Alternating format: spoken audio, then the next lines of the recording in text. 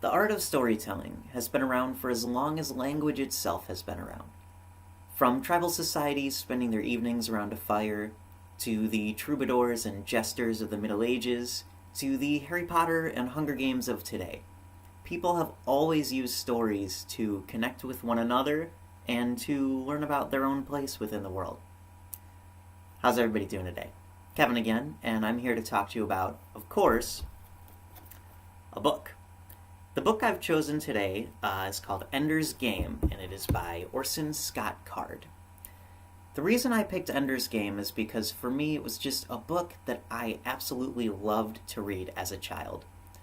Like most science fiction stories, Ender's Game uses ethereal and fantastical elements to talk about people and to talk about society and the human condition.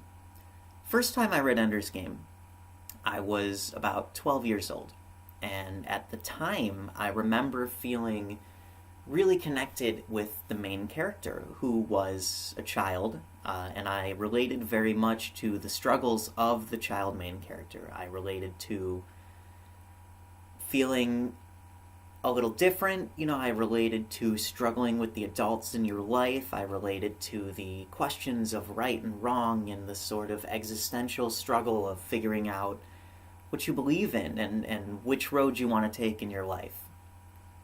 Throughout my life, I've read Ender's Game several more times after that, and I found that each time I read it, it means something a little different to me. So later in my life, instead of being drawn to questions of right and wrong, I found myself drawn maybe to questions of duty to yourself versus duty to society. I found myself sympathizing less with the main character and more with auxiliary characters, with, maybe some of the friends or some of the sidebar characters, maybe some of the adults in the story.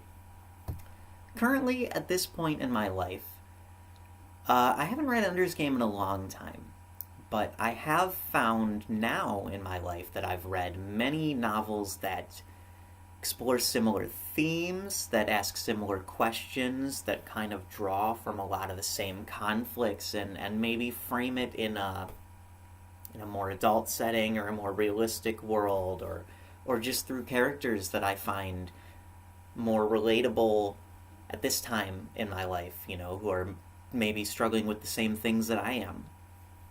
But I believe that Ender's Game really was one of the first books for me, one of the first true books that really made me love literature and really see what storytelling brings to the table in terms of, asking the great questions in life.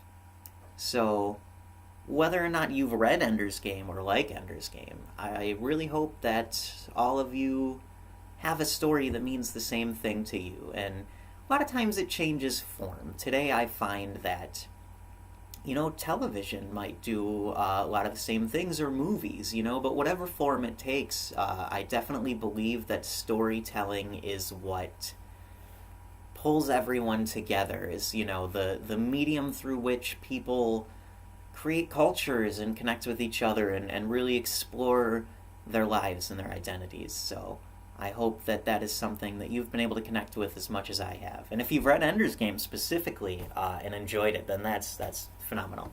Have a great day, guys. Thank you.